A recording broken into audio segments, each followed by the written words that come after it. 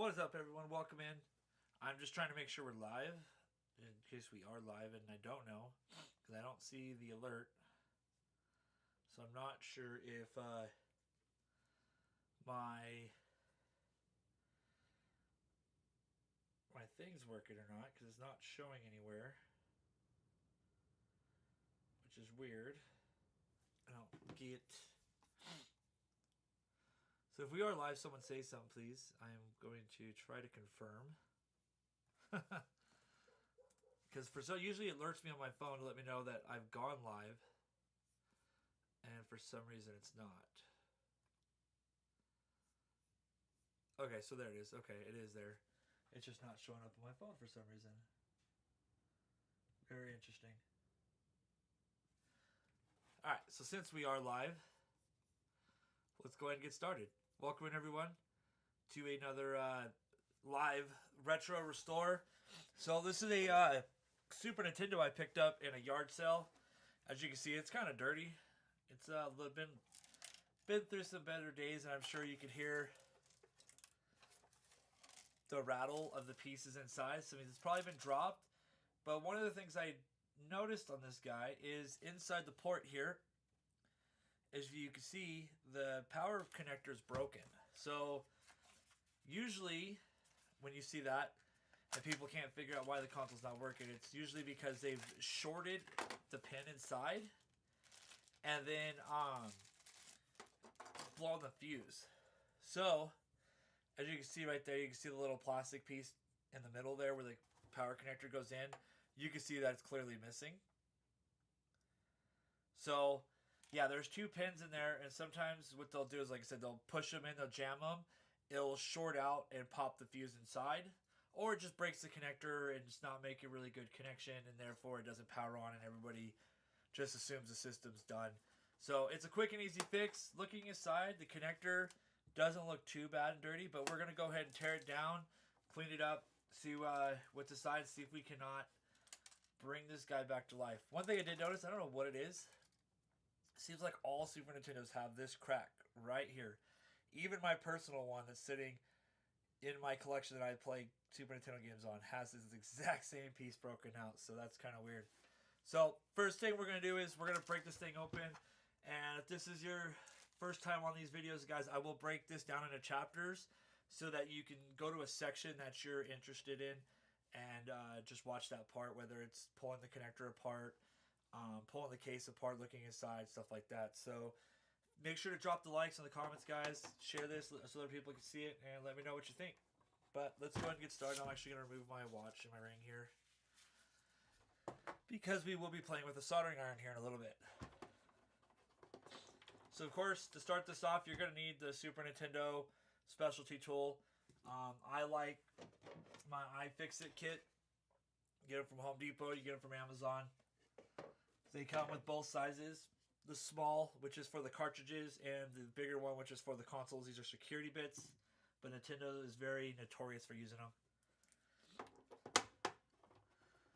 So this first part, there's going to be 6 screws that you got to take out. I don't like that this thing is not magnetic, so we'll dump them here in a sec.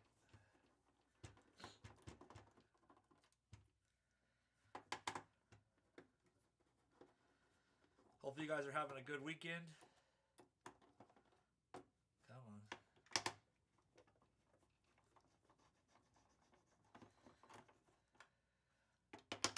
Sometimes they come out right out, sometimes they don't. Yo, what's up, CV? Welcome in, how you doing? But in the iFixit kit, there's also a magnet. So that makes it kind of nice for going in, and once you've got the screws loose, you can go ahead and just slap them in and get them out. Yep, still got one here. Alright. So now that the case screws are out, we're going to flip this guy over. We don't need the security bit anymore. Everything else from this point on is all Phillips. So we're just going to lift it straight off the top, and that kind of just removes that case out of the way. Everything looks fine here. It's a little dirty, but not too bad on that side. But as you can see in here, this guy's seen some better days. I'm good. Having a good weekend. Got some rest. Work was pain. But nothing new. So, You can see there's parts in here. Whatever this green rock came from, I'm not sure. Does not look part of the Super Nintendo kit. So, fair warning. The worst and the hardest part of tearing down a Super Nintendo is this stupid little eject button here. The spring here, as you can see, it's on a rod, and when we go to pull it apart and put it back together, it takes a little bit of finesse. So be careful with that. So we're gonna pull it out, and you'll lift and slide it, and just make sure you don't send the spring sailing, because you don't want to lose that. And since we're gonna have to try to clean that button up, I'm gonna go ahead and just remove the spring and stick it up here. All right, as you can see, that button's kind of seen better days too. It's kind of dirty, glumped up. So, all right. So from here, we can go ahead, remove the controller port, very easy. And then we'll start removing Phillips screws here. So, we'll get the power switch out of the way. Some of these screws are very much different sizes, so make sure you are kind of separating them so that you don't mix them up when you're going later, because you can strip out some of the mounting parts. So with the power switch out of the way, we can now reach this front EMI shield. So let's go ahead and remove that. It should just be the two screws, one on each side.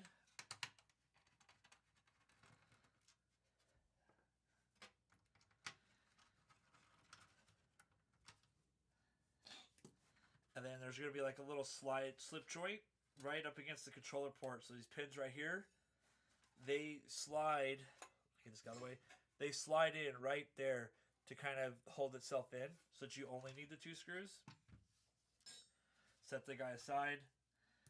Okay, so now from here, you're going to have a screw in the back that holds the plastic piece, so when you're plugging in your AV port and your power and your RF module, you don't break it so easily. And then you're going to have one back here, and then these two screws that hold the controller port. This, of course, is for taking the cartridge in and out so you don't snap the port. So let's go ahead and remove those guys. And these ones you definitely want to keep separate because they are longer than some of the other ones. So make sure you're putting those back in the proper space.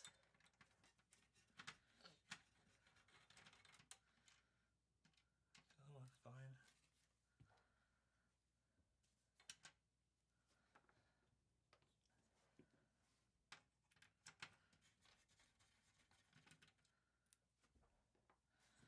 All right, so that should be it. No, one more right there. I almost forgot about that one. Last one holding the plastic piece in. All right, so there we go.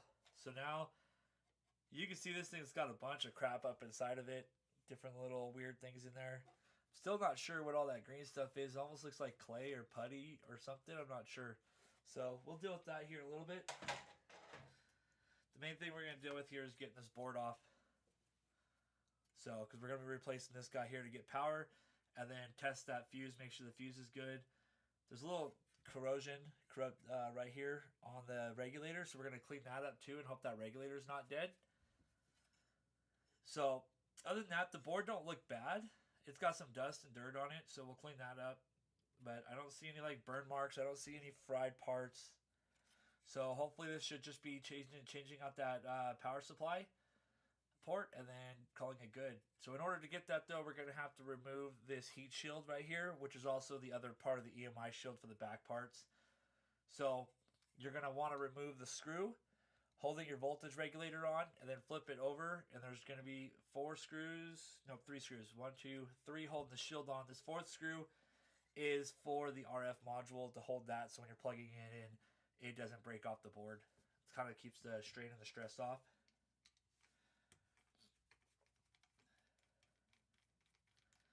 So when you're doing this guy here,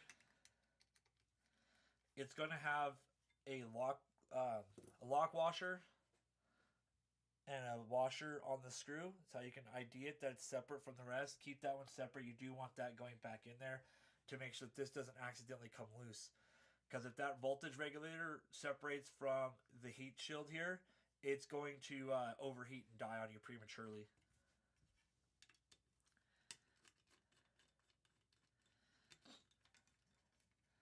And then you'll see that the heat shield screws have a special washer. It's kind of hard, it's so small. Let's see if I can just put on the screwdriver here. It has a little washer on it that has teeth. So once it tightens down, it actually locks into the metal so that it doesn't accidentally come off if there's like vibrations or when you're moving it, stuff like that.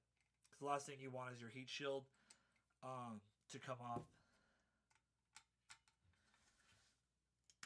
And then when you're taking this off, be careful because you don't want to break your voltage regulator because that's the only thing that's really attached to this guy. So hold it on with your hand right here. Hold it, flip it back over, and then you should be able to just lift it off very carefully and not mess with the voltage regulator there.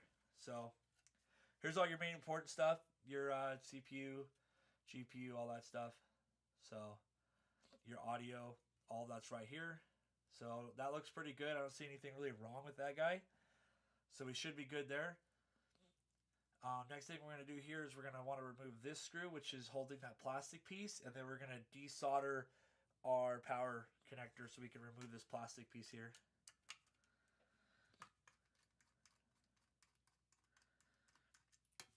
And again, this guy has that same thing, the teeth on it. So keep those separate from your other screws so that you don't accidentally mix those up. And let's get the iron heating up.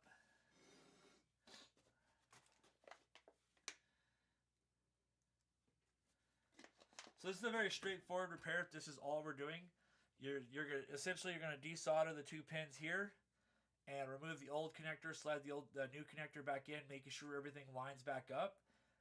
And then what you're gonna want to do is you're gonna want to put this screw back in place to hold it so that way it stays right where you want it while you're soldering it back.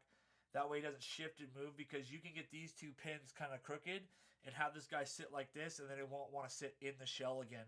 So use this screw to realign it back up so that way it stays exactly where you need it. Alright, iron's heating up. Let's get a little flux on here. This just helps with heat transfer.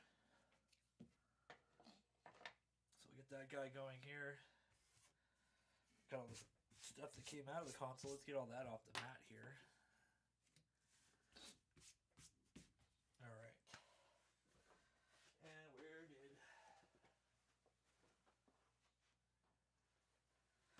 Try to figure out where my heat pump or my solder pump went so I can get all this out. There it is. Alright, solder pump. So, alright, let's get a little extra light here. Alright. Try not to glare the board too much. Alright, so what we're going to do here is this is a pump to suck the solder off once we get it heated up. So let's get a little fresh solder here on the tip. Alright.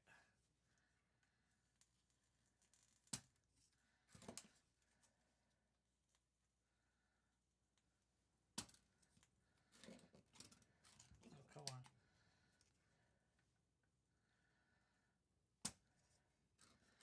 There's multiple ways to do this. I can also solder wick it, but usually these guys are pretty globbed up pretty well. So you kind of want to suck most of it out. So let's get this other guy going.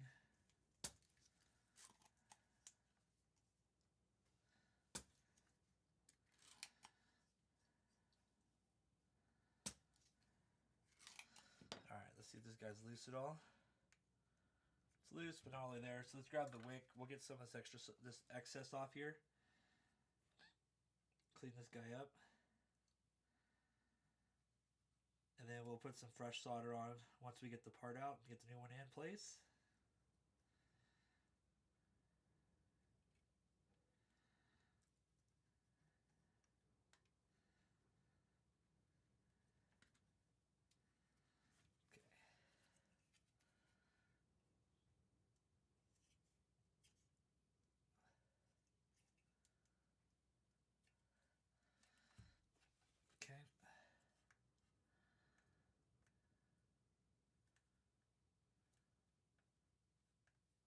It's a little solder Kind of just holding on there.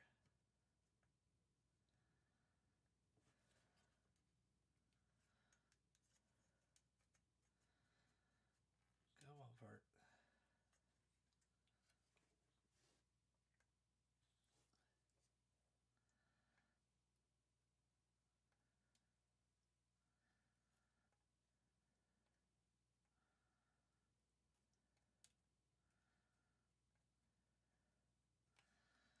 Sometimes solder gets on the other side, so you just kind of heat it up. And got to just kind of work it through. There we go.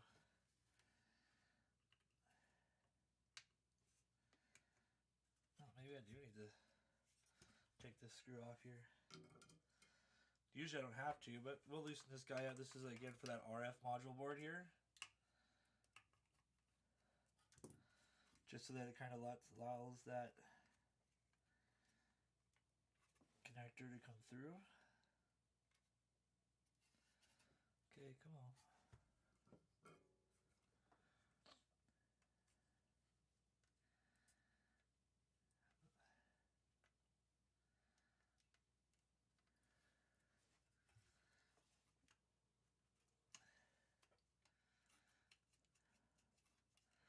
Come on.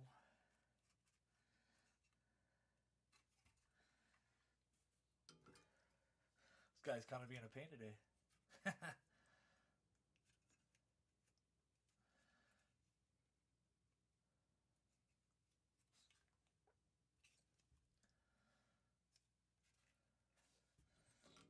reattached it. Yep, it did.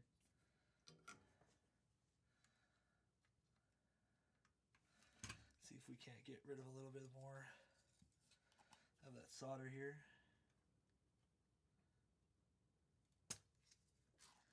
Open that hole up a little bit more.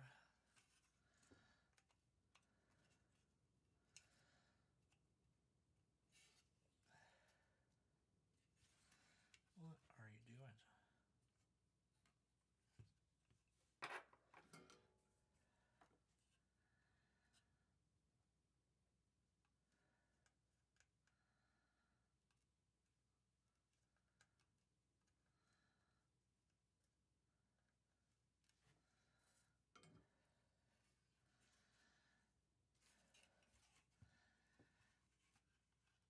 Usually you can get this guy without having to like mess with the RF board. There it goes. Okay. So it's just a tight fit because what's happening is the two pins are sitting underneath the RF board here. But you don't want to you want to be careful because I don't want to break the RF board off because it is attached by solder pins also. And if this is going to go up for, for sale to a customer, I don't want to make it to where they can't use the RF piece also. So I got to be careful. All right. So as you can see here, got the old one missing the piece, the new one. It's a direct replacement. So let's go ahead and get the new one back in place. And it's probably going to be just as much of a pain. Actually, let's check that port.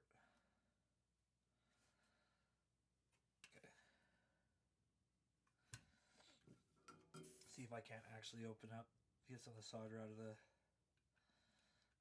middle here.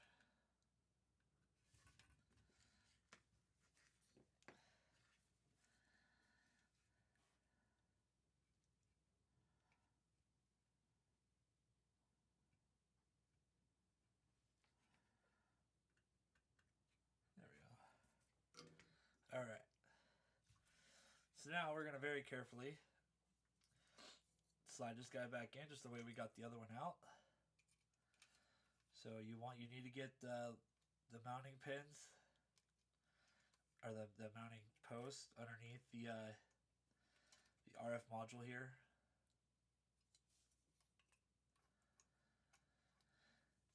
Most people, I'm sure, just desolder the RF module, but it might make it easier. I think it's just taking those pins off right there, but I don't know. I've never had to do that before. So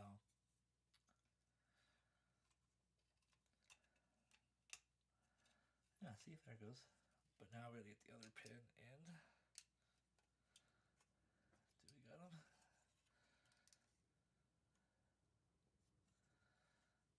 Okay, both pins are in. Okay.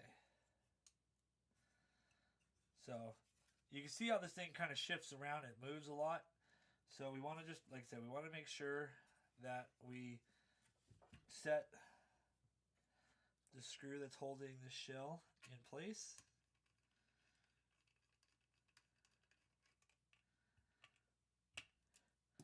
This way it keeps it square. It keeps it kind of where you need it and stuff like that. And you don't have to worry about it shifting on you while you're soldering. As you can see, all the holes, I don't know if you can see, I might be blinding you guys, but you can see all the holes right here are lined up.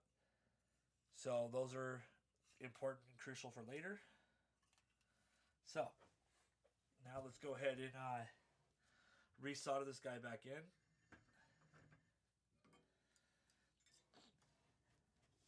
Put a little solder on the tip.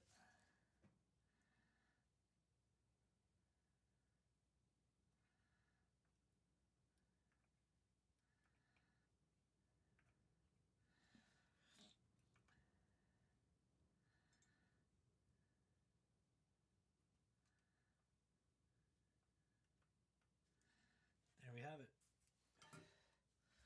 New part, solder back on. It's all nice and tight. So now what we're going to do is we're going to take a pair of nippers. I always like to cut off the end a little bit. There we go. That way it doesn't stick out further. Sometimes they stick out further than they need to. So, come on, light. All right. So now, while we have this guy off, we're going to check the other pins. See if I can do this again here. This worked on another video. So,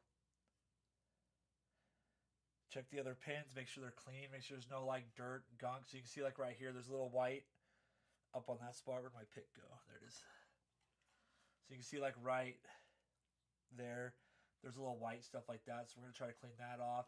Make sure it's not shorting out. Other than that, you can see, like I said, you can see the corrosion right there, oxidation, stuff like that. See like that? It almost looks like battery acid. So we're going to clean that off, make sure it's all nice and cleaned up, and then we're going to test that fuse and make sure it's good. So, as usual, we're going to go ahead. I'll go ahead and move the glass out of your way here, guys. Just a neat little trick that I learned on another video that I could show you guys stuff closer up with that guy. I'm not all fancy. I don't have a magnifying glass or, you know, the microscope and all that stuff that I can set up. So, grab some 100% isotropic alcohol and just a toothbrush. And we're just going to go through here. We're just going to kind of clean it up.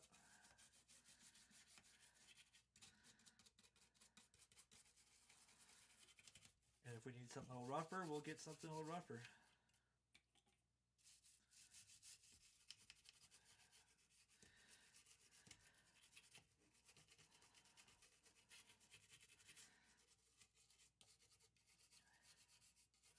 And the reason I like toothbrushes is because toothbrushes they're rough enough to scrub, but they're not so rough that they're going to grab pins and bend them, break them, grab parts and break them, unless you're like really forced them. You want to be careful on caps and stuff like that, capacitors, because they will bend and get out of the way of a toothbrush or any kind of brush you're using. So you just kind of want to be careful on those guys. But for the most part, you can be a little rough around them.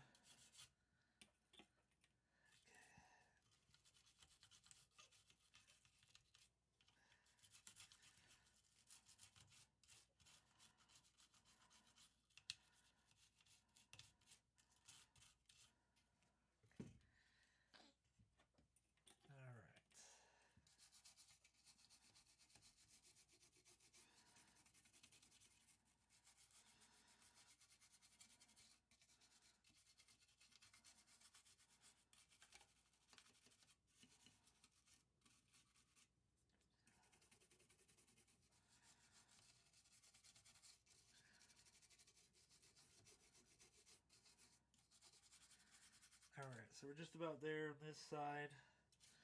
And then I'll move to testing the cap. Let's just get a little... Come on. Just a little clean, get the dust and stuff like that off the back.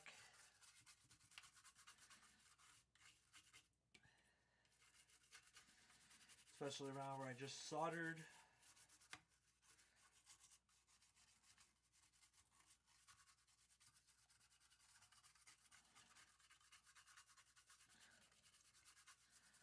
Alright guys, that looks a lot better.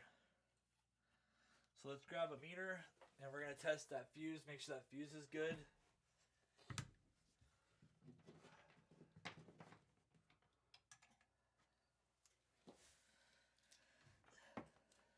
Just a traditional DMM here, digital multimeter. And we're just going to do a resistance test. So continuity, that's all we need. So from here, bring you guys down a little bit closer here. It's hard to hold the board up in the air. Bring you guys down a little bit.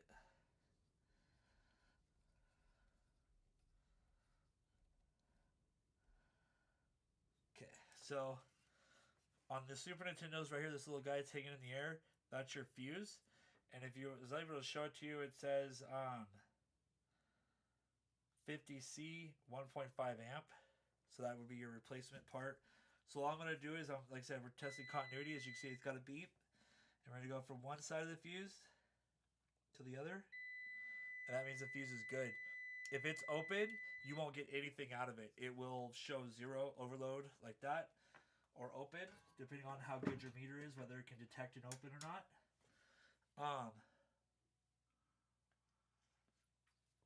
So that fuse should be good. We should be able to essentially put a game in here, plug it in, and see it work.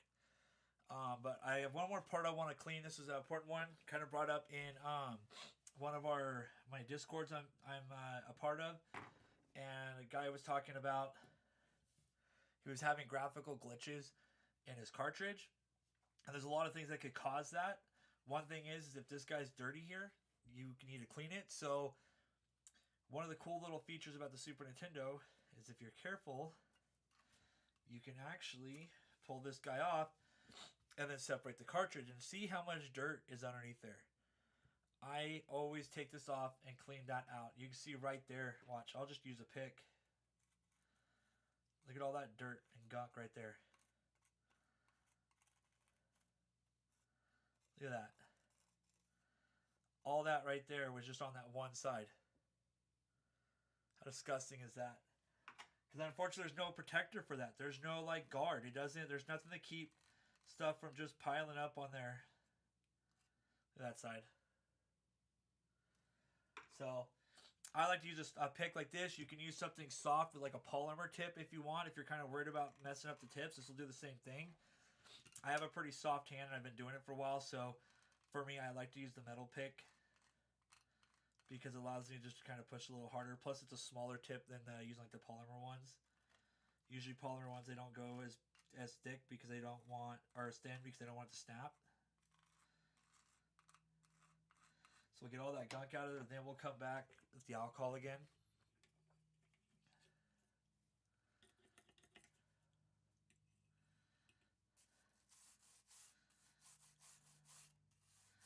Clean that out. Make sure that guy's all nice and clean.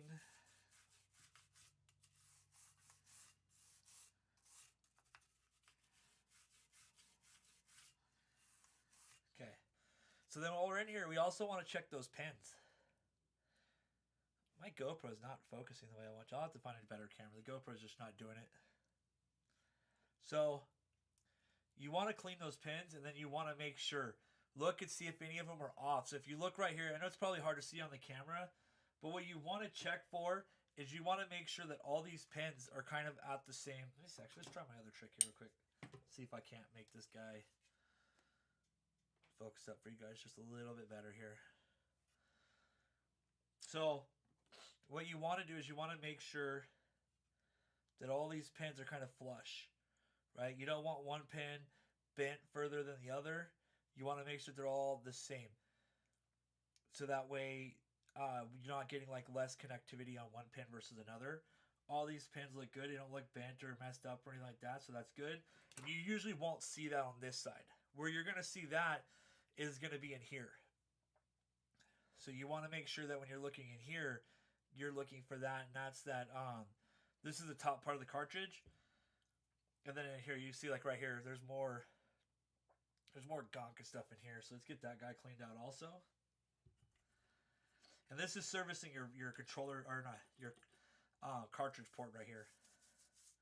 This is what made the Super Nintendo better when it came to reliability on playing carts over the Nintendo, was that this guy had an upright port where the Nintendo had the front loader, and then it was like a different way that the pins pressed, because they had to build it for that movable door or the tray you push down. So let's just go ahead and get both sides.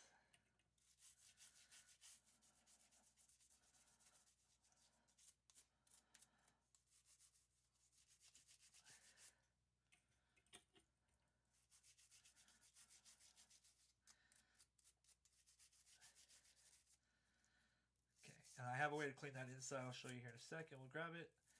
Just trying to get everything out from everywhere else.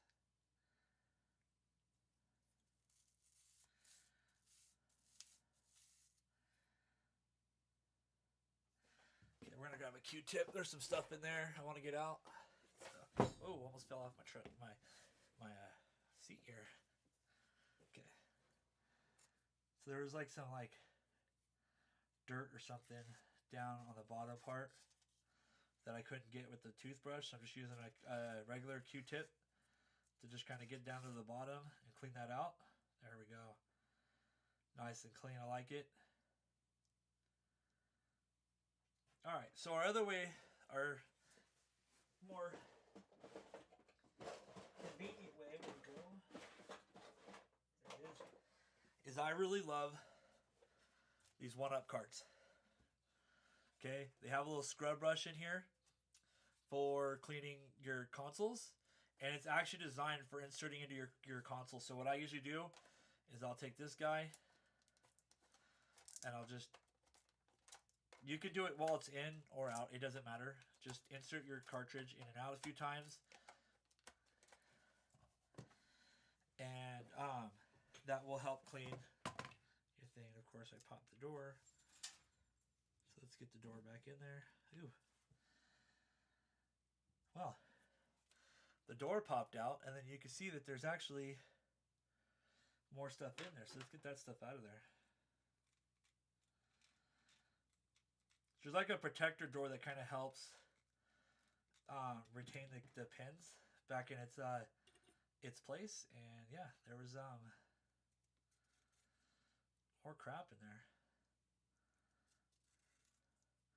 God, I don't usually go that deep. Usually that's cleaned out by the cartridge cleaner, but man, that had some stuff just jammed in there.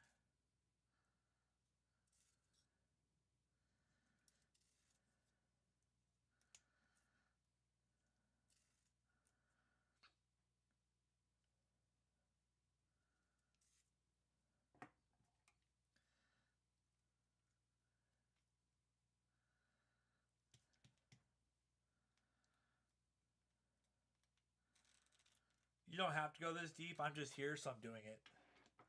So this door here, like I said, it just sits in there, and what it does is it allows the pins to bend and press out of the way while you're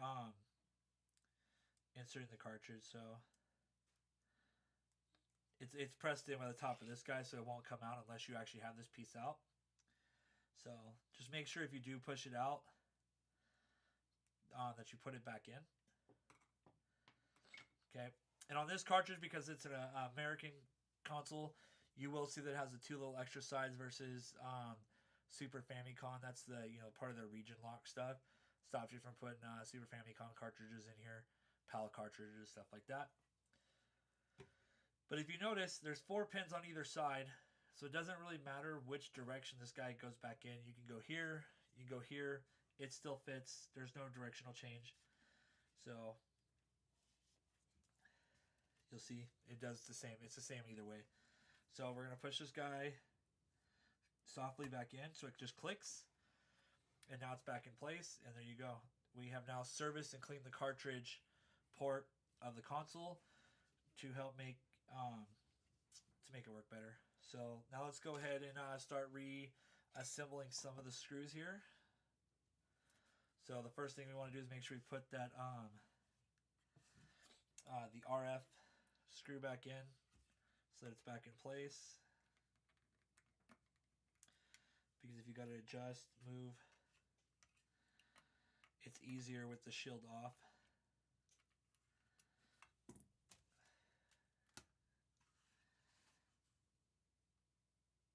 Because I kind of, when I bent it a little bit to get the port on, it kind of bent out of the way a little bit, so. And there we go.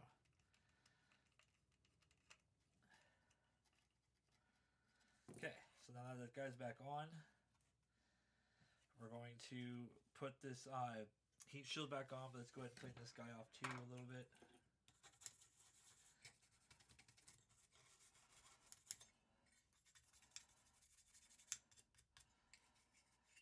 You want to make sure that the contacts are clean, because this does act as a EMI shield, so you want to be grounded.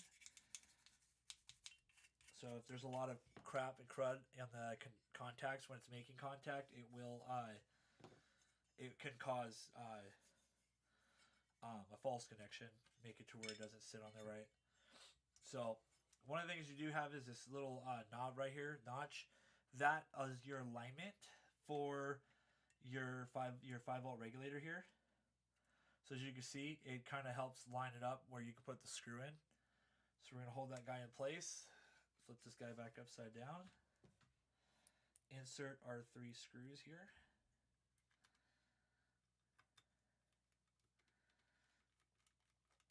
Remember, be careful, because you don't want to damage that regulator. If you take the regulator out, you're definitely not going to get anything off your console, and you're going to have to solder in a new one.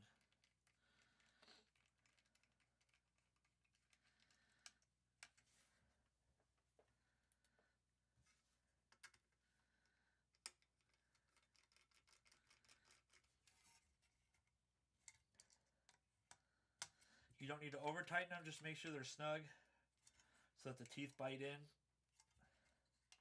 You don't want it to prematurely come loose. And then we're going to make sure that we use our design screw for the thermal regulator. Since I have this apart, what I like to do is I take a little bit of thermal paste, very similar to what you'd put on a CPU of your computer when you're putting a CPU in. And I'm going to pull the regulator out a little bit. And then using a Q-tip, I like to put a small dab of thermal paste on the regulator. This just helps the heat transfer. So I put it directly on where the black shell portion and the metal portion is. Just a little light layer, just kind of helps.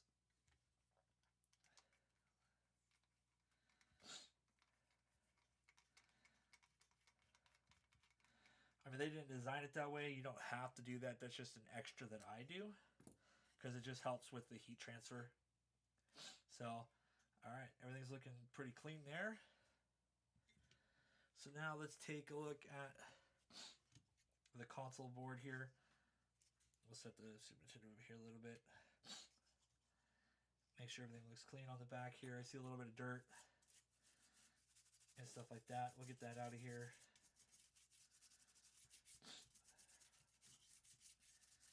Check the port side. Don't look too bad.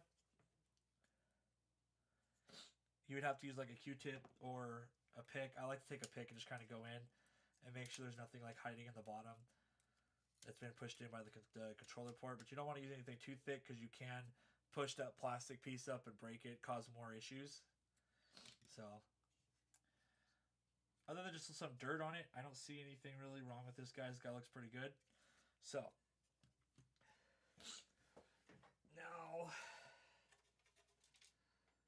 to the disgusting part. The bottom. So as you can see, this guy's definitely has definitely been through some works. So I don't use alcohol for this. So we're gonna use a little bit of Dawn soap.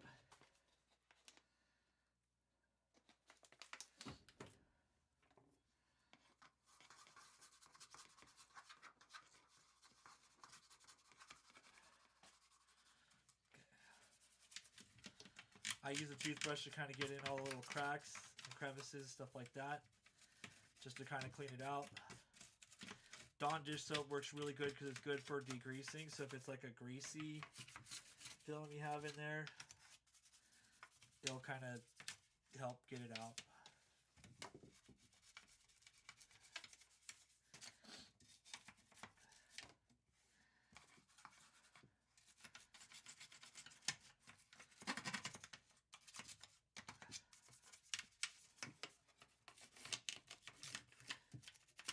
And a toothbrush won't get it all, just allows you to get most of it, and then I use Q-tips for the rest. So I'll use Q-tips to get kind of like into the corners, into the small areas where the toothbrush can't make it. Or if you want to buy smaller brushes, you can. It's really just up to how you want to do it.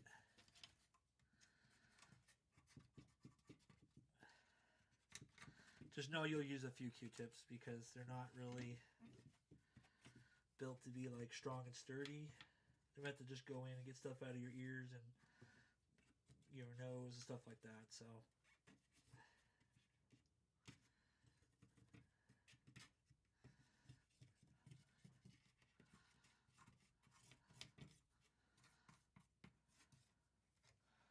yeah, that guy's dirty. Let's get a little more here.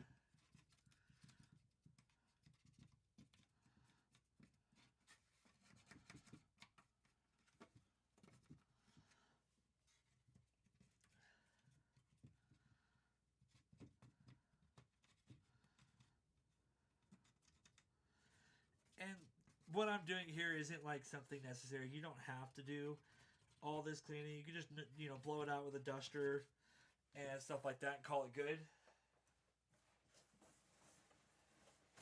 This is just me being OCD. I want, if someone else cracks this open, to work on it or to mod it or something like that. I don't want them to crack it open and be like, oh my god, that thing was filthy inside. Like, what the hell was this guy thinking? You know what I mean? I don't want to...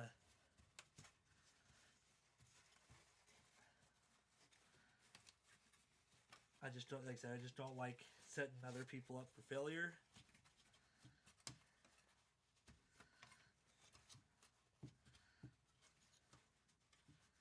This is something I don't usually show on like my pre-recorded videos when I do them.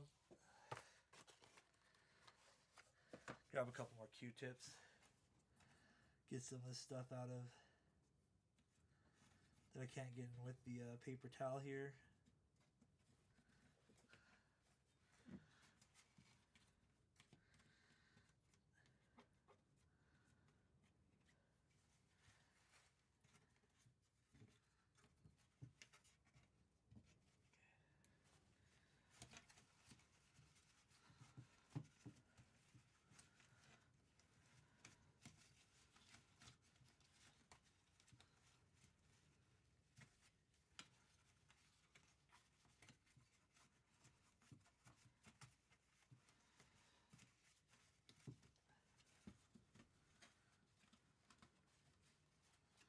This is also where the pick comes in good. You can like wrap the pick and use that to kind of get into the tight spaces. Just know the pick's going to tear through the paper towel, so you're going to be rewrapping it up a lot.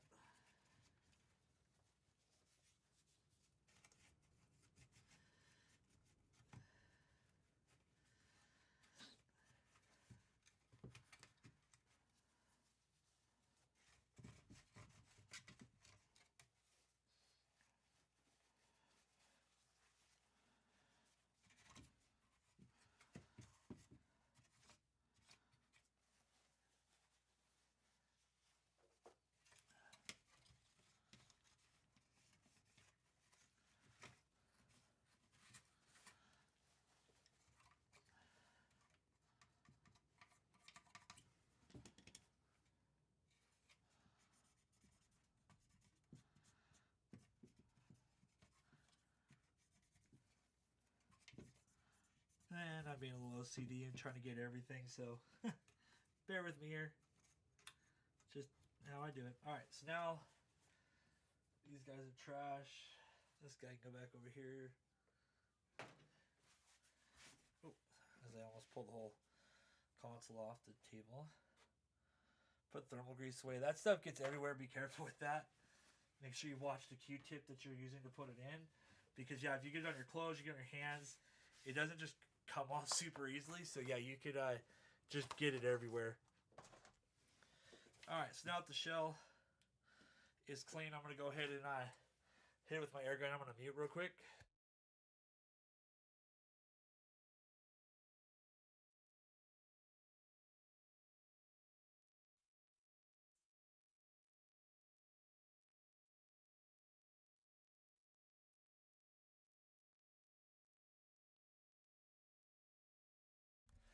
Alright. Save everyone's ears with the air compressor and air gun there. Alright. So we're going to go ahead and put this guy back in and test it. Just make sure that what I did actually work. You don't have to put all the screws back in. I do advise, though, that you put the cartridge screws back in, not pin screws. Because you're going to have to put the cartridge in, and you're not going to have the eject button to push the cartridge out. So this is where you can actually damage the system if you're not careful. So make sure you at least put those two back in. That way when you're putting the cartridge in and then you're pulling it back out, you don't yank on the cartridge port and mess it up. So, and then of course we need our controller port.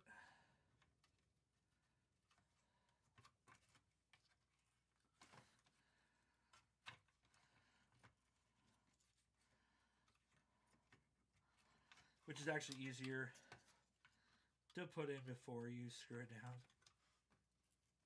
There we go. It'll actually go in easier if you just put it in first. And then we're going to need our... Oof, I forgot to clean that guy. Let's clean this guy up real quick. Come here.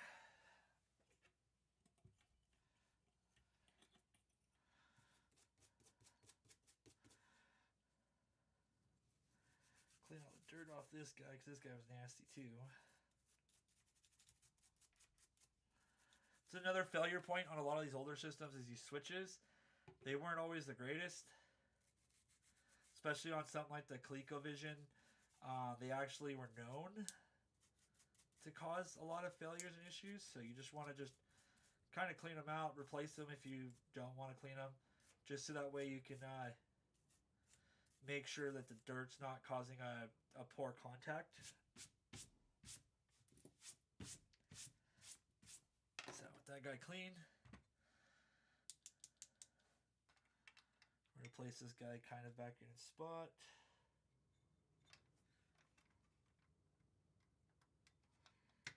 It's a one directional, so you can't really mess it up. So,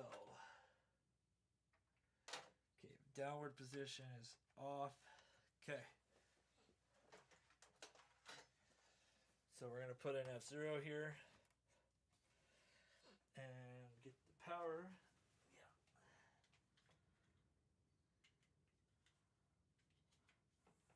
Yeah. Okay.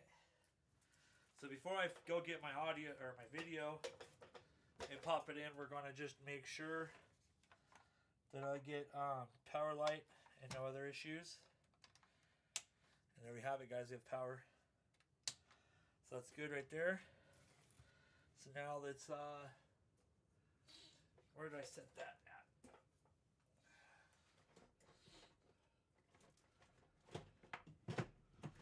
Up here, there it is.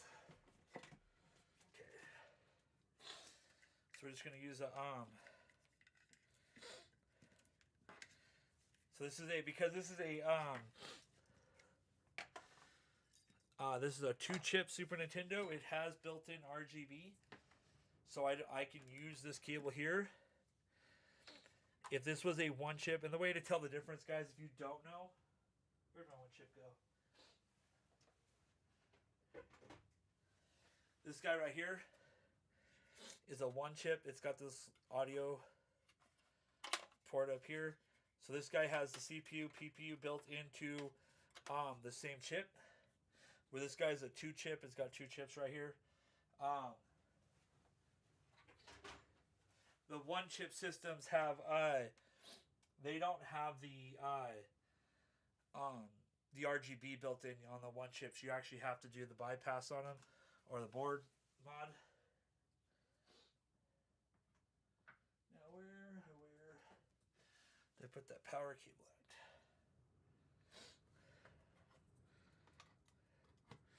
at? I'm missing a power cable for my adapter here. So let me find that real quick. One sec, guys. Where did it go?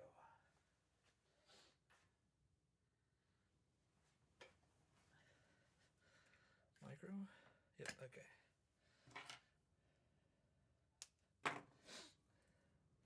I thought I had this guy all set up, but apparently I don't know, I must have taken it and used it for something else.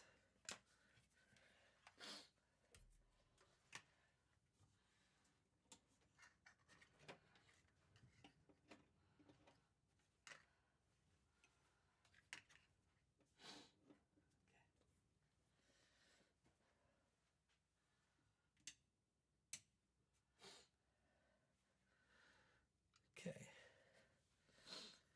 So, we'll add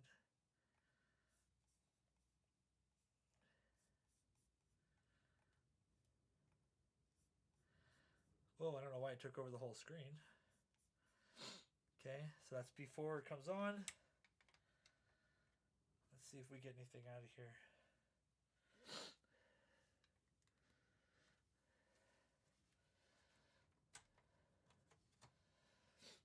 It's not getting anything.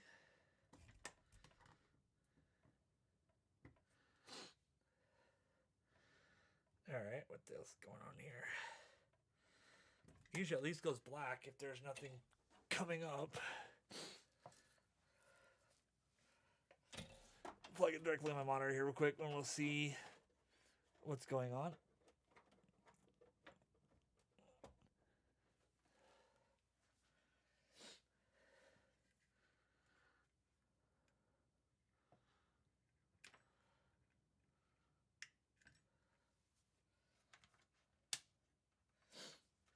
All right.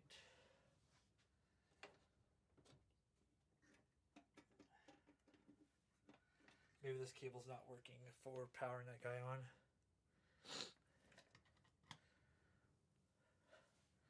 There we go. Okay.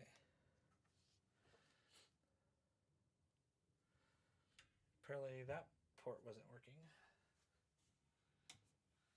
All right.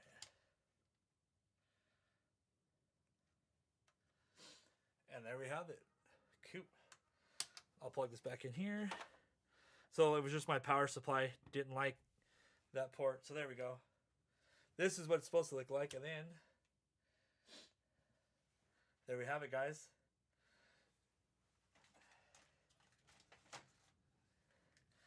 This guy is alive and it's working. See if this controller is. I don't know if this controller actually works or not. This capture card I have in here doesn't have audio, guys, so I'm sorry. This is kind of a cheap one I use. It's just a USB to HDMI port cable. Whoa.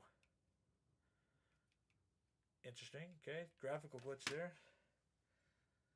That was weird. Let's clean the cartridge and make sure it's not the game.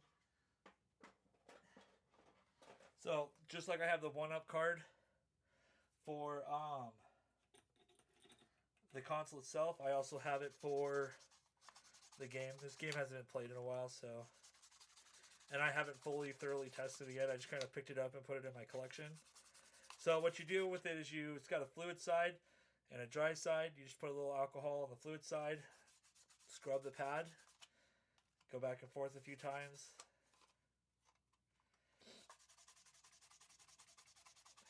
Then you flip it over to the dry side, Do the same thing.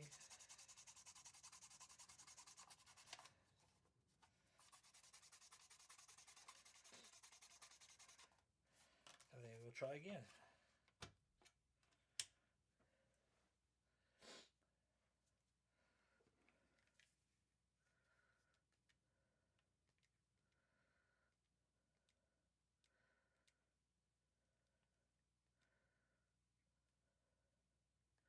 Could be this game. That background looks kind of...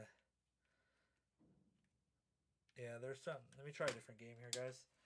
I just grabbed this one off the shelf because it was the first one there. Let me grab a different one.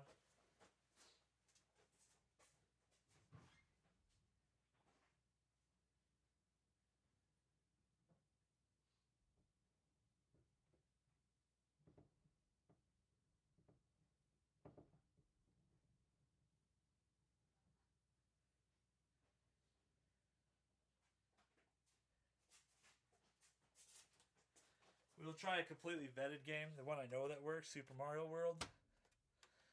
Let's see how this guy looks. Like I said, it could just be that F-Zero. I'll have to fully vet that guy.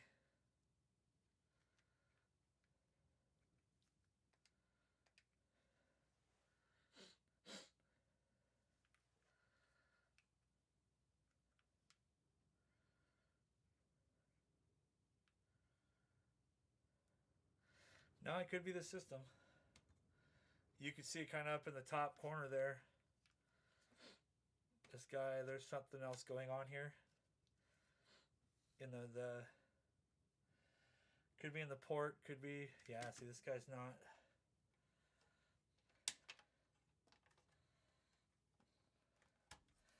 Let's see.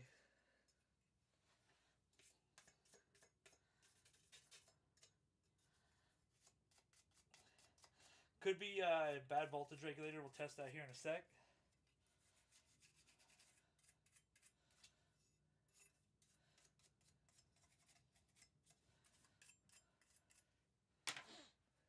And it could be a bad pin in the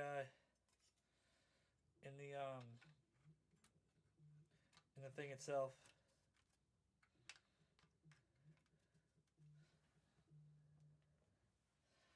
So I'm gonna put this other EMI shield on here real quick. Make sure. Could be the light. It could be the interference of the light. I don't know. There's a lot of things. So this is why they put all those shields on there, but I don't think it's the light. I think it's actually probably in that regulator itself. So let's try this again.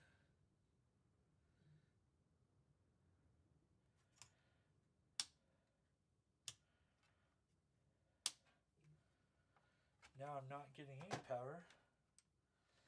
Weird. Now that tells me maybe there might be... Alright, well I guess we're going deeper troubleshooting here, guys. Let's, because now I have no power whatsoever. So, let's do a voltage check. So we're going to set to, let me remove the capture device here. Okay, so we want DC, which is going to be the straight line. And we're going to use any of our ground pads here. And we're going to test their voltage. So we have 14 coming in. Backwards somehow.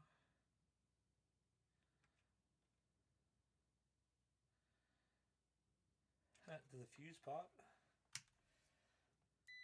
Okay. Pull power.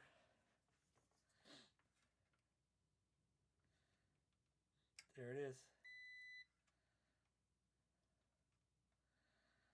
So the fuse popped on this guy, which tells me that that regulator might actually be bad. Because if it's not putting out a clean voltage, it won't actually work right. It'll cause more issues with the console. So let's pull the card out. Get the controller out of the way. And let's go back into it.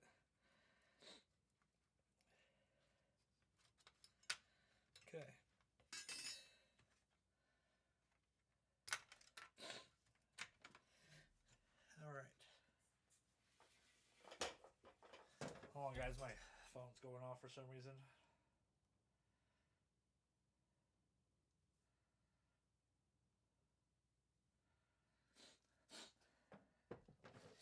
Okay, so let's go back in here.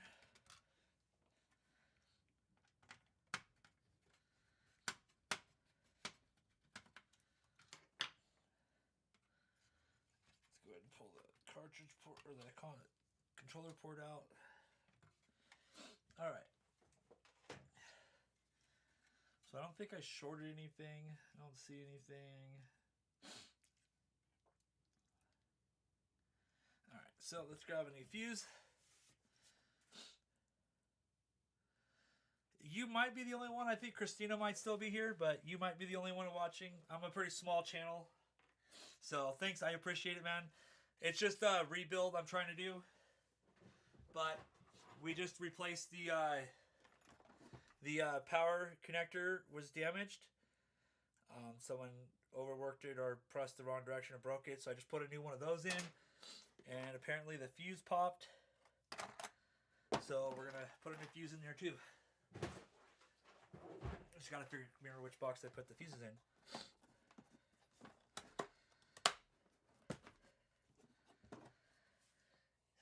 There they are right there.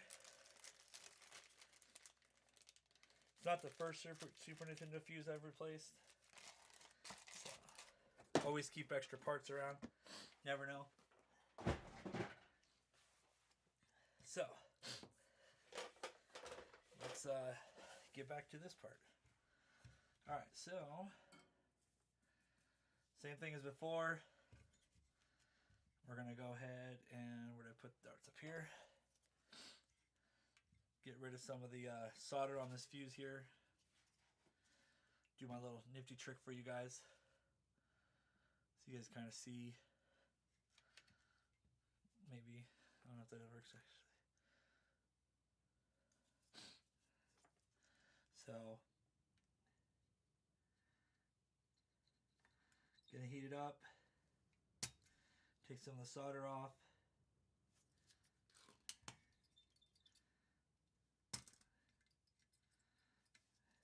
Come on, pump. Oh, my pump's dead. Fine, I'll do it the hard way.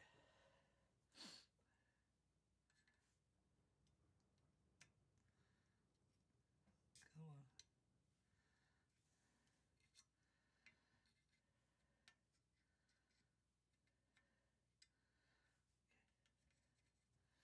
Alright, with the old fuse out of the way, I'm going to clean up the pad. A lot of little solder to the other side. No, I'm there. Oh, is it too low? I can turn it up a little bit, my bad. How about that? Is that better? Sorry. My mic's kind of up in the corner. So, how about that? So, no, I think I have a little bit of delay. So,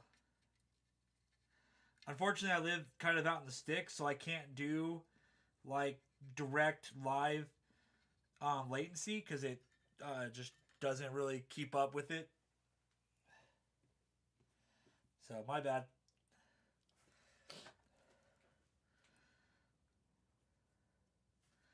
Alright, so with the new solder in, we can heat it back up, get the one side in. Oh, come on.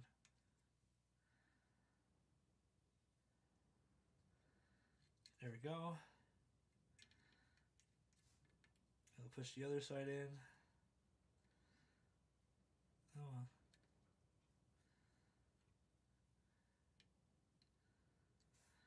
Kind of press it in place until the solder cools so it doesn't pull itself off.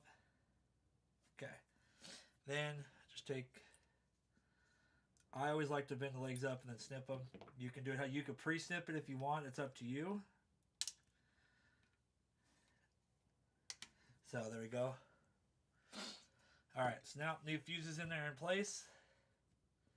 So let's we'll set this guy back in the tray.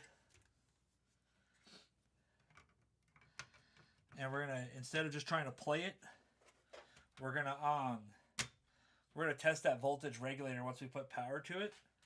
So again, you want to put these two screws in on the controller port because, like I said, you're gonna have to put a game in there. I don't have a test cartridge to test the console itself. I need to get one. It's kind of been on my to-do list. They actually have like a diagnostics console port, not console port, cartridge that you can use to actually test whether or not like the RAM's bad or the memory's bad, stuff like that. So let's make sure this guy's off.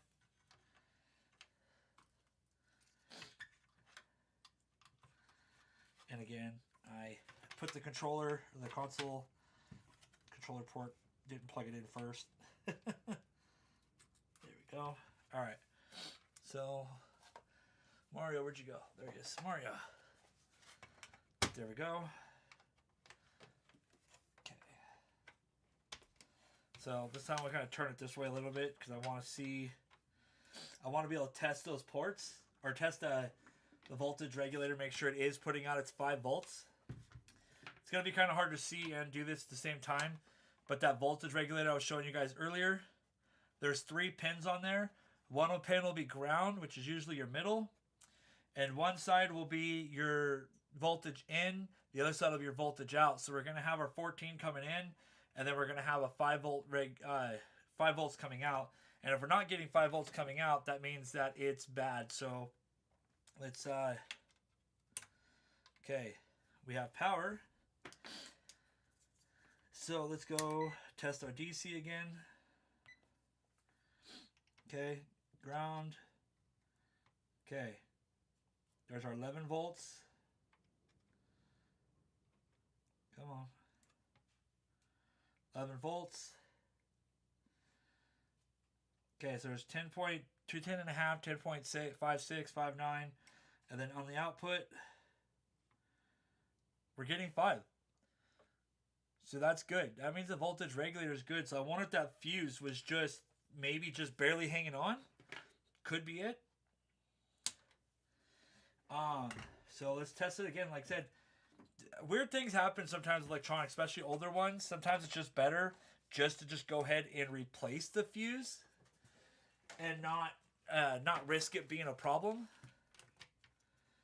If you have them, as you've seen, I had a whole pack of them because they work on multiple different consoles. I'll use the same one on like a Sega CD, stuff like that. So, all right, we're plugged back in. Let's get the this guy back up. Let's see what we get.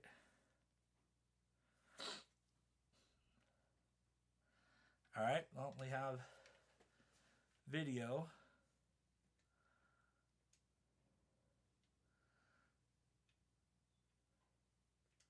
See if it loads. A lot of delay here.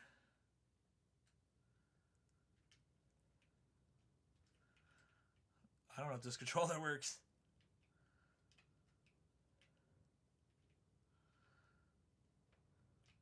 This controller seems a little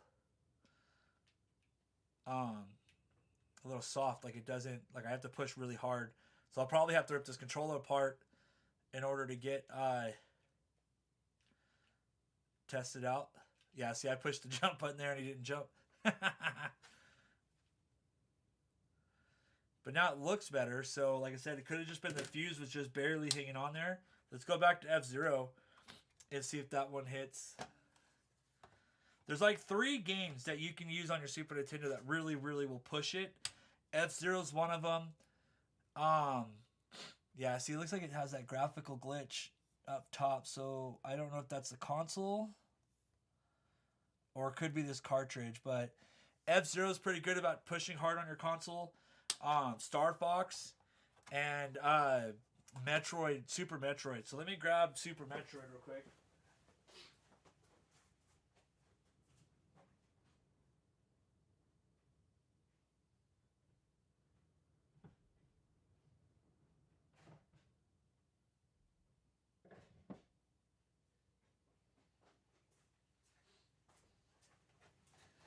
So, yeah, Super Metroid is pretty good about telling you if your graphics are working good or not, because you'll get a lot of artifacting in the game itself.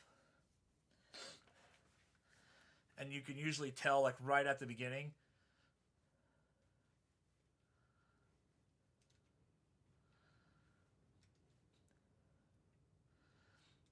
As you can tell, I don't play this much. Actually, I didn't want that one. Let's go start a new one. Because that one's actually saved just past the spot that I use.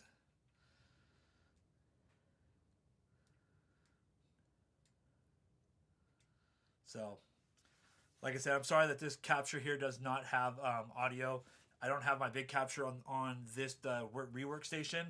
I just use a little cheap HDMI to USB converter. Doing these repairs this way is kind of like, it's kind of new to me. I usually don't do them live. I usually just do them and record them. So, yeah, see right there.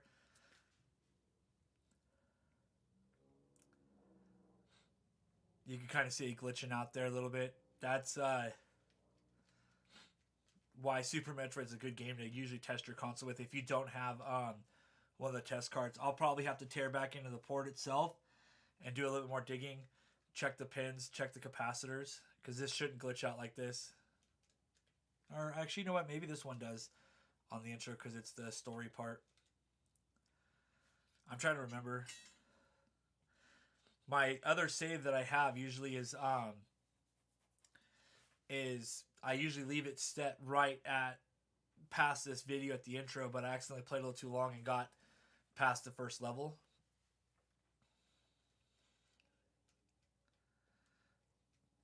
So I forgot if the intro actually has that glitchiness, if that's just because it's flashbacks or not.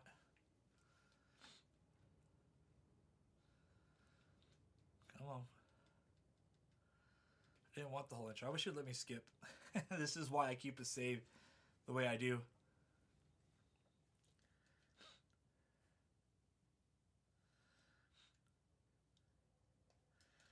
Come on.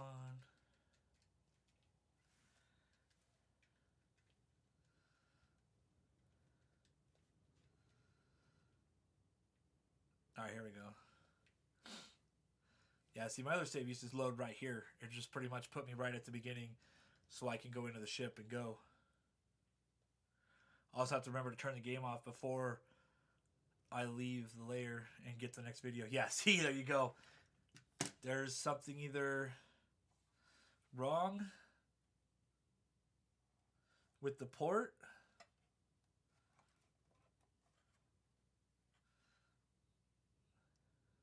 Yeah, it could be just a bad pen, or it could be something underneath there.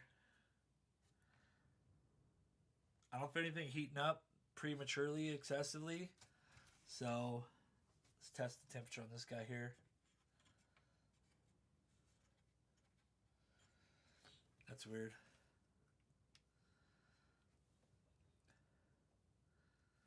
Yeah, like I said, it could just be the port. There could still be something jammed up in there.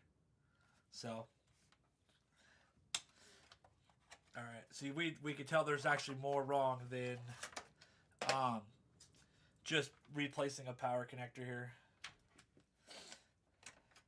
And it could be the RGB.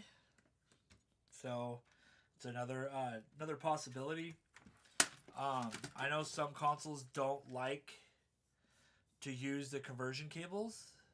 Like I said, one chip Super Nintendos, they do not like, they cannot use these Hyperkin Super Nintendo to HD or Super Nintendo to HDMI connectors. They can't use that. So you have to be careful. The juniors are that way. The juniors can't run these adapters without doing the upgrade. So like my junior that I did the mod on, it can run it now because of the mod I did. But the other thing I could test is I could just go grab a regular Super Nintendo, a plug in. But like I said, we're going to go back in and check this connector again. And just make sure that I didn't like mess up one of the pins when I pulled it apart.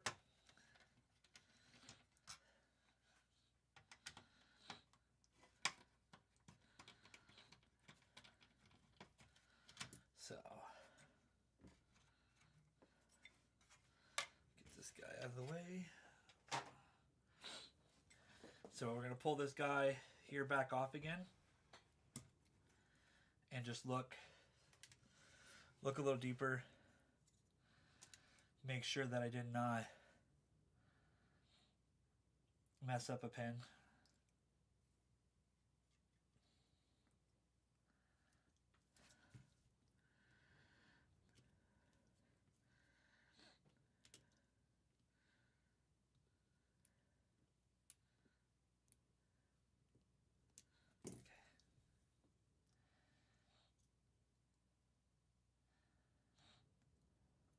You know, I wonder if I just had that door in there backwards. Because there's like that tray weed that we knocked out before. I wonder if we just, if I put it in backwards, now is the problem.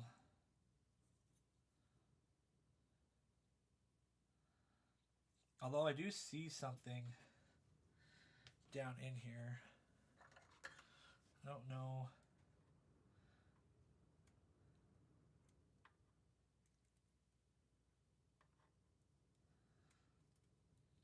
Don't know what it is.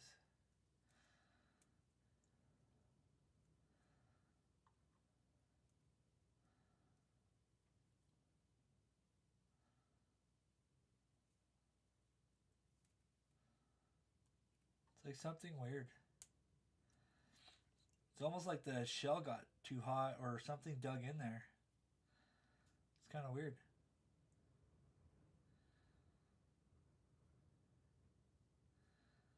It's hard to say.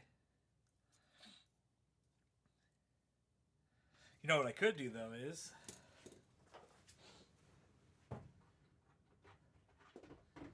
for giggles we could take it out of this guy. I know this port on my one chip is good. My only problem is that guy has it has black video. You can hear the audio of the game, but you can't hear any video, so I have to kind of dig into the processor. But we can try using this guy.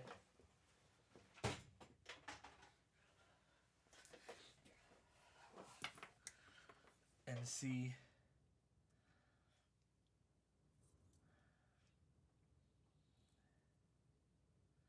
Okay. Let's do that. Let's try this guy. See if it's maybe just that port is messed up. Because I don't know. I don't like that thing. I just seen it at the bottom. So let's we'll just, like I said, we'll steal the port from the other guy.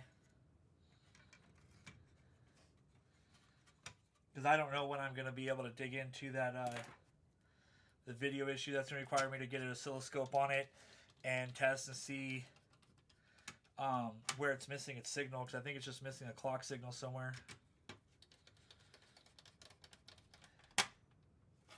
So I keep doing this. I don't know why.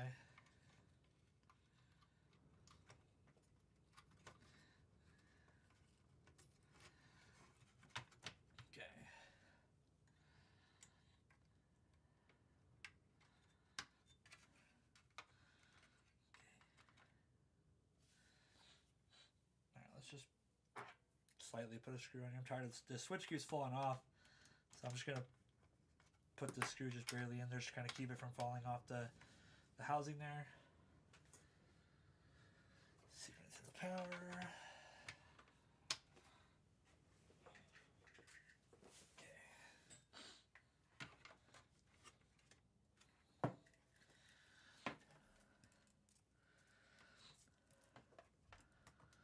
This guy back in.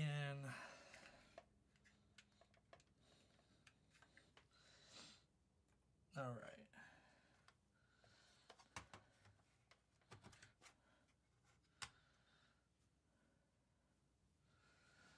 Let's see.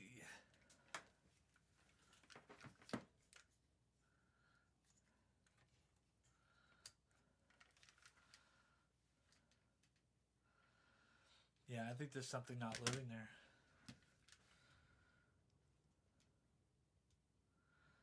It plays Mario, just other than it doesn't play the intro video, which is weird.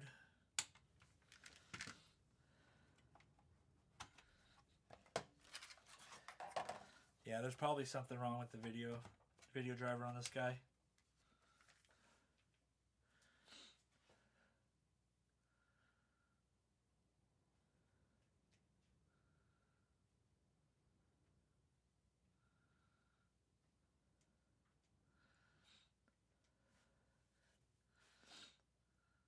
See what happens. Yeah, see again.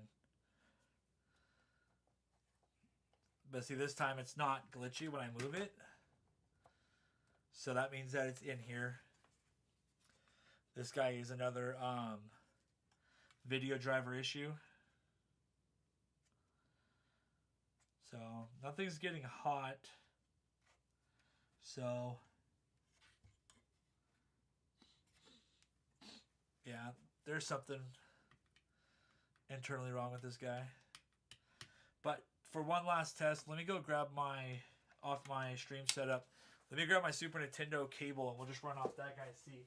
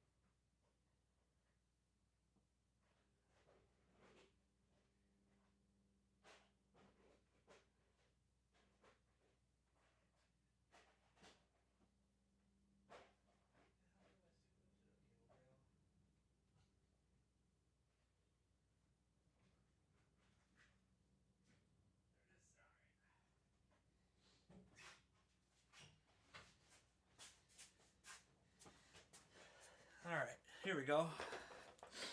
We'll use this guy here. And I have a totally different box setup for this guy. It's not my preferred method, but on the troubleshooting station, this is kind of where I have to go. So normally I just run one of these guys. I guess you don't see this on the camera. The camera's down a little bit. So it's just a little plug-in from Walmart. It takes it from RCA to HDMI. And then you just have a USB power.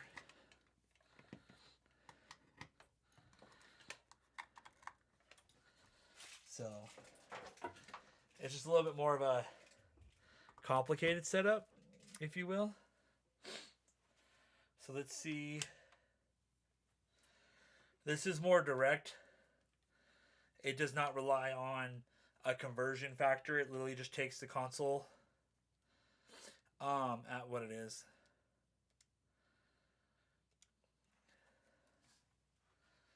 So let's see. Yeah, see, so it doesn't matter. It has nothing to do with that adapter. So even just running straight through the typical, see, I'm used to being up here, where you guys can actually see the whole desk. Guess this guy on my GoPro adjusts way too much. So yeah, to even run into the Super Nintendo cable, it's not liking it. I will have to set this guy aside and dig into the video side of it and figure out why. Because like I said, it's processing. It's the CPU side of it's working. It's just not. It's not doing the graphics very well.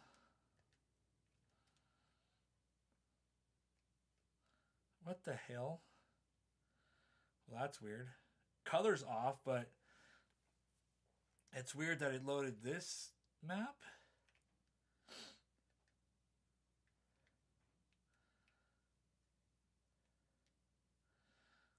That is strange.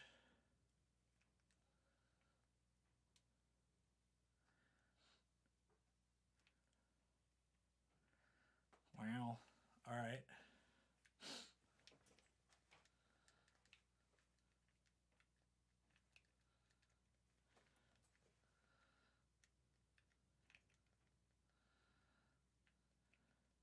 But it's not loading half the bullets, you can tell. Because it's...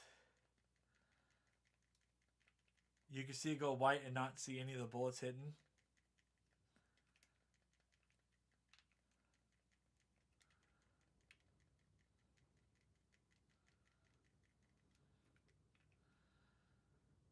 Oh, wow.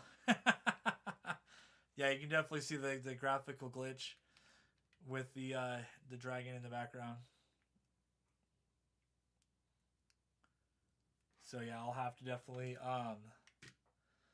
I'll definitely have to dig into the video processor side of that guy and figure out what's missing. It's definitely more of a troubleshooting issue than just a typical changing out the port, cleaning out the port, stuff like that. So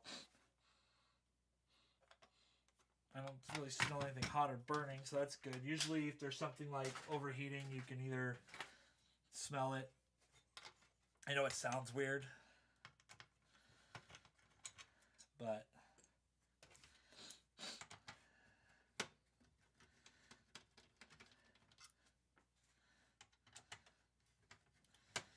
we know the regulator's good. We know the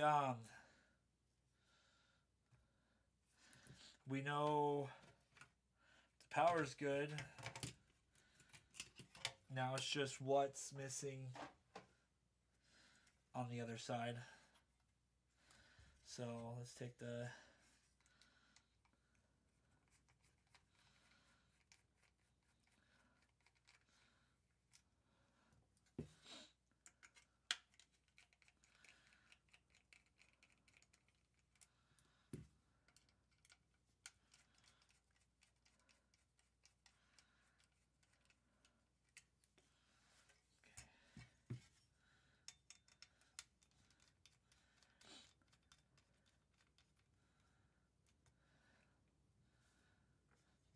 let's see.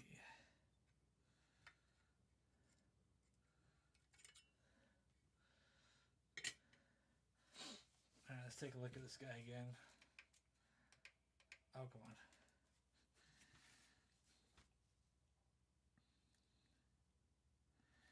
See if I see anything wrong here. Anything obvious anyways.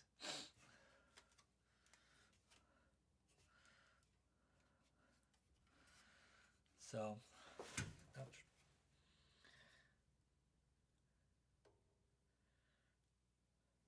So what I'm looking for is any kind of shorts, possible loose pins, any kind of debris that might be like stuck on the pins.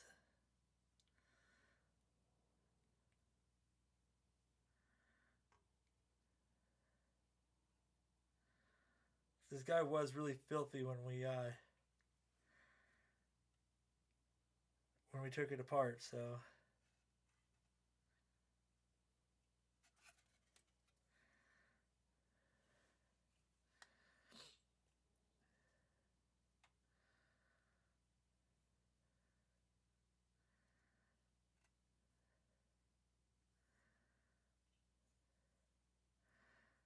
yeah, I'm not seeing anything out of the obvious. So it's going to be either something in the capacitor, one of the capacitors is bad.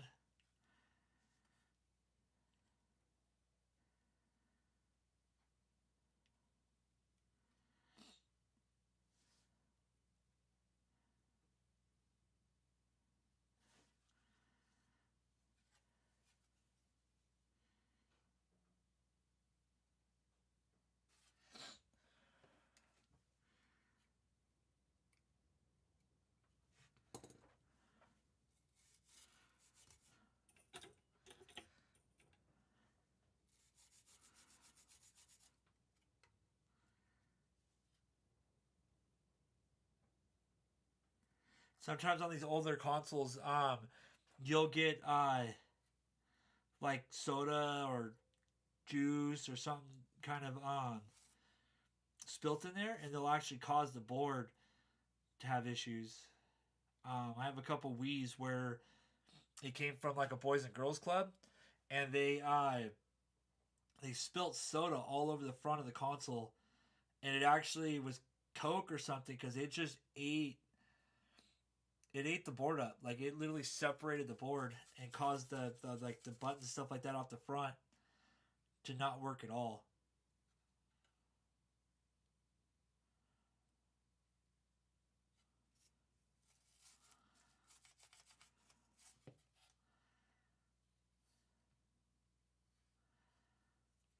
But yeah, I'm not seeing anything like I said out of the ordinary.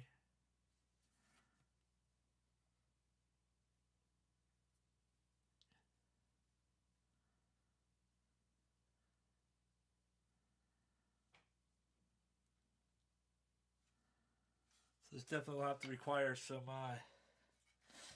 deeper troubleshooting to figure out what's going on with it. Dig a little deeper into it.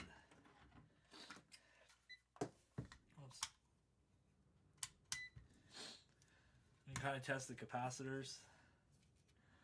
So looking at these guys, this guy should be. So these two small ones are 20s, 20 picos.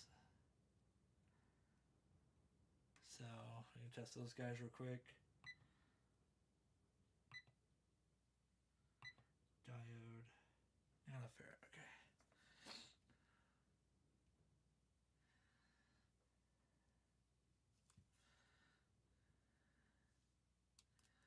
Come on.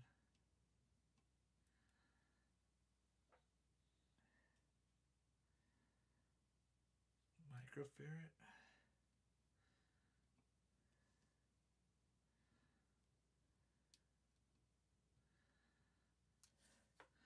Yeah, we could have a bad capacitor.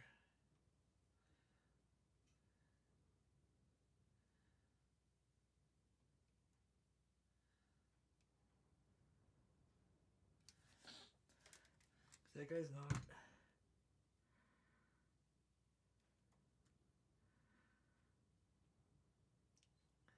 Oh, never mind. That's a D, not a 0. Okay, so they're supposed to be 10. Okay. I thought it said 20p, which would be 20 pico, but no, it says 10, then 16 amp, and then 2dp, not 20p. But okay, there we go.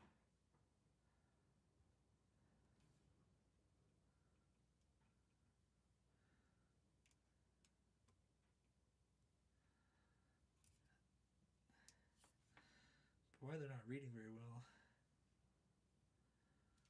Okay, what's this guy supposed to be? This guy is 47. Okay, so this guy right here is going to be a 47.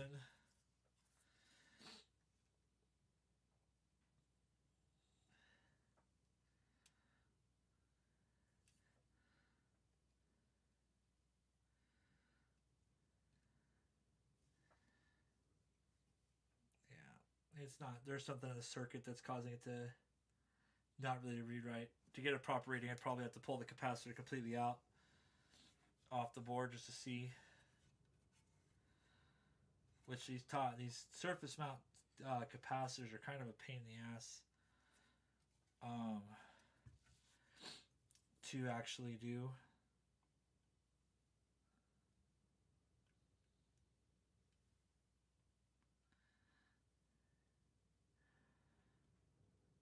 So, yeah, I'll have to get my oscilloscope out and dig into this one a little deeper.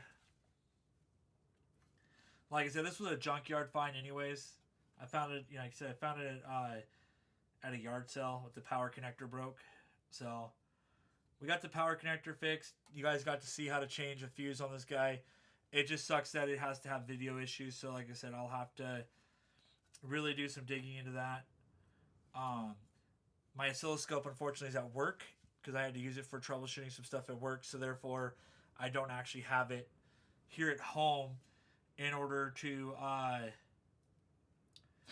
test this guy, because there's certain pins you can hit and see if they're getting the proper clock signals see if they're actually doing the things they're supposed to be doing.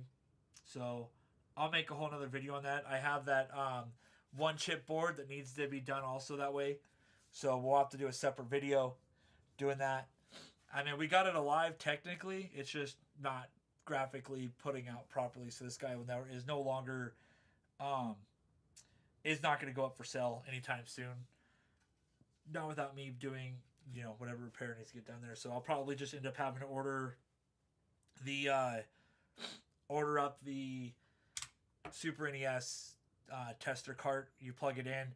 It runs diagnostic tests on the system and tells you exactly what chip is failing, just to kind of help make troubleshooting these two that I have there this way a little easier.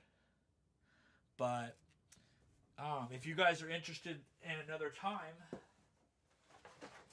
I do have a Nintendo that needs to be restored also, so I'm going to do another video on this guy. I have a whole box of controllers that need to be repaired. So this is not, going to be the only one. I do plan on doing these more, and I'll get the setup better. I'll find a better place for my microphone so that you guys can hear me better, so that way I don't have to turn it up, because unfortunately I'm in my garage, so you guys hear everything. You hear my dogs when they walk out behind the garage. You'll hear the wind. Like right now the wind's kicking pretty well. And then I'll have to see if I can fix the latency issue, so that way I see your guys' comments a lot sooner and faster. So, but for now, guys, I'm going to call this good. Like I said, we replaced the power connector. Where did I put that bad one? There it is. So we replaced this guy. Got that fixed. And then we replaced the fuse here on the side. 90% of Super Nintendos I've run across, that's all that's ever wrong with them. This guy's broken, that fuse is bad, or that the 5-volt regulator is bad, and usually that's it. Usually most of them just go right back on the shelf after that. But this guy's a little bit different case, so we'll dig into it a little deeper. So I appreciate you guys stopping by and hanging out, and until next time, you guys play something retro. Have fun. I love you all. Take care.